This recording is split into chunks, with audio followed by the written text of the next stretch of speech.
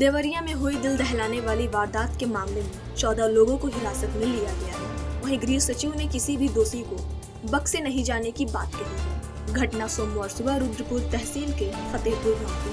पूर्व जिला पंचायत सदस्य प्रेम यादव की हत्या के बाद इस जघन्य हत्याकांड को अंजाम दिया गया।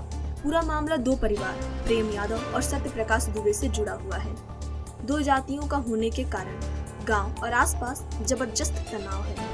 घटना की संवेदनशीलता को देखते हुए सीएम योगी ने लखनऊ से प्रमुख सचिव गृह संजय प्रसाद और स्पेशल डीजी प्रशांत कुमार को मौके पर भेजा। संजय प्रसाद ने कहा है कि इस मामले में अफसरों की लापरवाही की जांच की जा रही है। किसी को भी बख्शा नहीं जाएगा। जो भी जिम्मेदार होगा उस पर एक्शन लिया जाएगा। वहीं प्रशांत कुमार ने बताया कि 14 लोग हिरासत में लिए गए हैं। उनसे पूछताछ जारी है। सीएम योगी खुद गोरखपुर में हैं और वह पल पल की रिपोर्ट ले रहे हैं। मामला सोमवार का है। सुबह 6 बजे प्रेम यादव का शव गली में पड़ा मिला। उनकी गला काटकर हत्या की गई थी। हत्या किसने की यह स्पष्ट नहीं था, लेकिन यादव परिवार का शक सत्य प्रकाश दुबे पर गया। इसकी वजह थी कि प्रेम यादव और सत्य प्रकाश दुबे के बीच जमीन को लेकर विवाद चल रहा था। प्रेम यादव सुबह इसी विवाद के चलते सत्य प्रकाश के घर गए हुए थे। उसके बाद सत्य प्रकाश दुबे के घर से करीब 20 मीटर दूर प्रेम यादव का शव पड़ा मिला। प्रेम यादव की लाश मिलने के बाद उनके परिजन रिश्तेदार आग बबूला हो गए।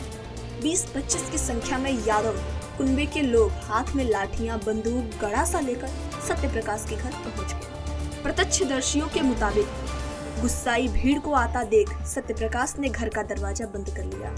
बदले की याद में गुस्साए परिजन दरवाजा तोड़कर सत्य प्रकाश के घर में घुस गए। इसके बाद जो सामने आता गया उस पर वार शुरू कर दिया। हमलावर एक एक की हत्या करते जा रहे थे। सत्य प्रकाश के घर पर जब हमला हुआ उस वक्त 6 लोग थे। हमलावरों ने पूरे परिवार को मार दिया।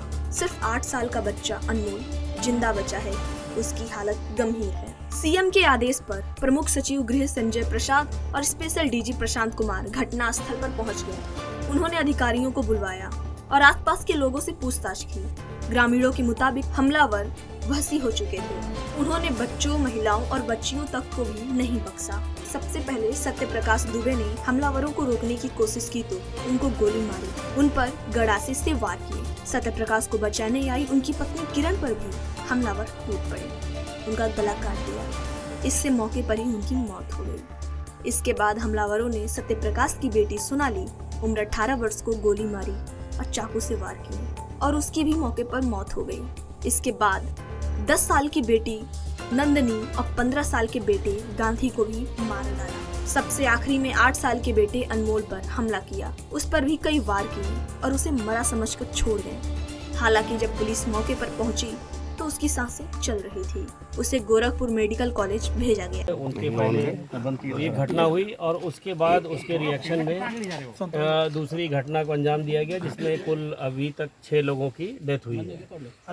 घटना के क्या कारण है, क्या इमीडिएट कारण था जिसकी वजह से आज सुबह ये ट्रिगर हुआ, उसके बारे में जानकारी हासिल की जा रही है। अभी चूंकि दोनों पक्ष के एक परिवार के तो लगभग सभी लोगों की डेथ हो गई है और दूसरी तरफ दूसरे पक्ष के भी कुछ लोग हैं नहीं यहाँ पे, तो पूरी जानकारी अभी हासिल करने में थोड़ा और समय लगेगा। जहाँ तक अपराध की बात है उसके बारे में अभी लिखित तहरीर अभी दी जा रही है पुलिस को और तहरीर मिलने के बाद उस मुकदमा दर्ज किया जाएगा और अभी 14 लोगों को अभी पूछताछ के लिए अभी हिरासत में लिया गया है। हाँ आए हैं। दुर्भाग्यपूर्ण घटना है। इसमें इंडिया टीवी के 5 लोगों की और दूसरी तरफ से एक व्यक्ति की हत्या हुई है। इसका कारण भी बताया कि जो सत्य प्रकाश दुबे हैं, इनके भाई ज्ञान प्रकाश दुबे के हिस्से की जमीन जो उन्होंने दूसरे पक्ष को लिख दी थी, उसको लेकर विवाद था। इसमें अभी तक 14 लोग हिरासत में हैं। इस पूरे प्रकरण में ठोस और प्रभावी कार्रवाई की जाएगी।